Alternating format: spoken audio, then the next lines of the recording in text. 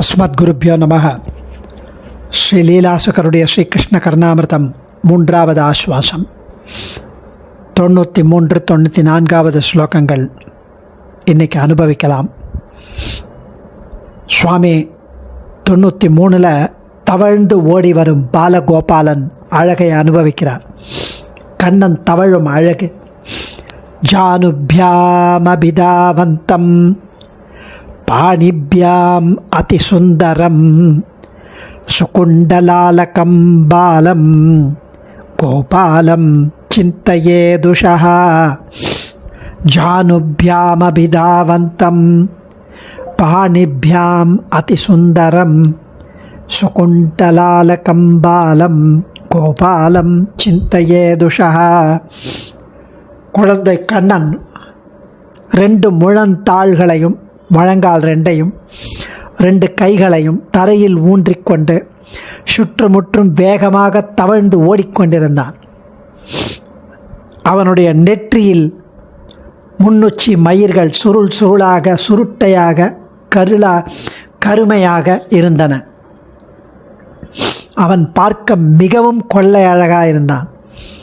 இந்த திவ்ய திருக்காட்சியில் இருக்கும் பாலகோபாலனை விடியற் காலையில் தினந்தோறும் நாம் ஸ்மரணம் செய்ய வேண்டும் என்கிறார் சுவாமி. குழந்தை கண்ணன் ஜானுபியாம் முழந்தாள்களினாலும் பாணிபியாம் கைகளினாலும் அபிதாவந்தம் சுற்றும் இங்கேயும் அங்கேயும் தவழ்ந்து செல்லும் அதிசுந்தரம் பேரழகு மிக்கவன். சுகுண்டல அலக்கம் சுருண்ட நெற்றி மயிருடன் கூடியவன். முன்னுச்சி மயிர் நெற்றியில் அப்படியே சுருளாக விழருது. அப்படியே பாலம் கோபாலம் குழந்தை கோபாலனை உஷா பொழுது விடியும் பொழுது சிந்தையேத் தியானிக்க வேண்டும் என்கிறார் சுவாமி. அடுத்த ஸ்லோகத்தில் அவர் ராமனை கூப்பிட்டு, பெருமாளே நீ ராமனாக காட்சி அளித்தாலும் கையில் புல்லாங்குழல் இருக்கணும், தலையில் மயில் இறகு இருக்கணும், அதோடு தான் காட்சி அளிக்கணும் என்கிறார் சுவாமி. விகாய கோதண்ட சரௌ முகூர்த்தம் கிருகாண பாணௌ மணிச்சாரு வேணும் மாயூரபர்ஹம் ச நிஜோத்தமாங்கே சீதாபதே த்வாம் பிரணமாமி பశ్చాத். விகாய கோதண்ட சரௌ முகூர்த்தம் கிருகாண பாணௌ மணிச்சாரு வேணும் மாயூரபர்ஹம் ச நிஜோத்தமாங்கே சீதாபதே த்வாம் பிரணமாமி பశ్చాத். அதாவது அர்ஜுனன் ராமனை பார்த்து கூறுகிறானா. இது இந்த ஸ்லோகத்திற்கு பின்னணியாக ஒரு கதை, ஒரு விற்த்தாந்தம். ஒரு சமயம் கிருஷ்ணனும் அர்ஜுனனும் யமுனை ஆத்தங்கரையில் ஒரு மரத்தடியின் கீழ் நின்றிருந்தார்கள். அப்போ ஒரு குரங்கு மரத்தின் கிளை மீது உட்கார்ந்திருந்தது. அதை பார்த்ததும் ஏதோ நினைவு வந்தவனாக அர்ஜுனன் கிருஷ்ணனிடம் கூறினான். ராமாவதாரத்தில் ராமன் ஆஞ்சநேயன் முதலான வானரங்களின் உதவி கொண்டு ரொம்ப சிரமப்பட்டு சமுத்திரத்தில் ஒரு அணை கட்டினானாம். நானாக இருந்திருந்தால் அங்கேயே என் பானங்களிலாலேயே ஒரு பாலத்தை அமைத்திருப்பேன் என்று தெரிவித்தார். அர்ஜுனனின் கர்வத்தை போக்குவதற்காக கண்ணன் சொன்னான், ஆஞ்சநேயன் முதலான வானரர்கள் ராமனின் பரமபக்தர்கள்.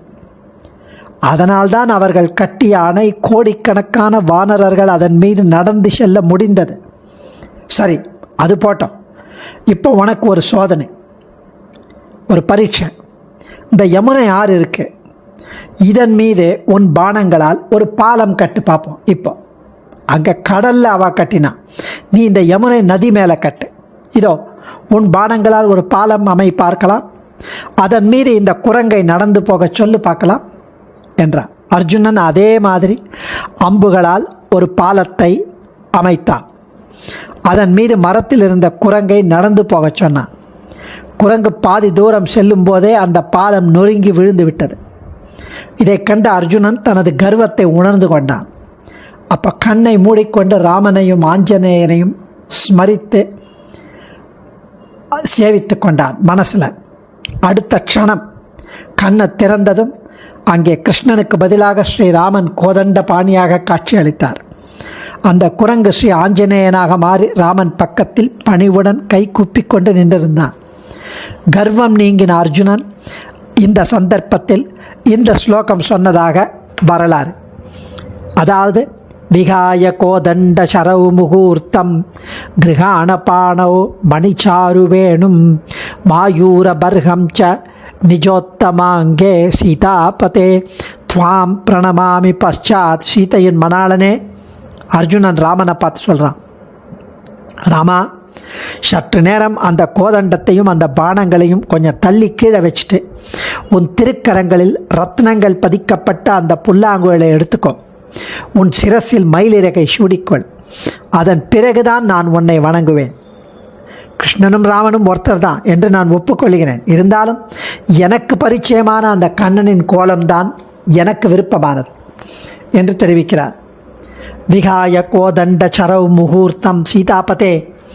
சீதாபதியான ராமனே, கோதண்ட சரவ் வில்லையும் பானத்தையும் முகூர்த்தம் ஒரு கொஞ்ச நாள் விகாய ஒதுக்கி வச்சுட்டு பானவ் கையில் மணிச்சாரு வேணும் சிறந்ததும் அழகியதுமான அந்த புல்லாங்குழலை கிருஹான எடுத்துக்கொள்.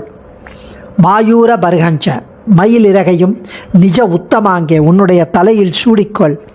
பశ్చాத் அதற்கு பின் துவாம் உம்மை பிரணமாமி நான் வணங்குகிறேன் என்கிறார் சுவாமி. அடியேன் தன்யோஸ்மி. சர்வம் ஸ்ரீ கிருஷ்ணார்ப்பணமஸ்து. ஸ்ரீ சீதாலக்ஷ்மண ஹனுமத் சமேத ஸ்ரீ ராமச்சந்திர பரபிரம்மணே நமஹ.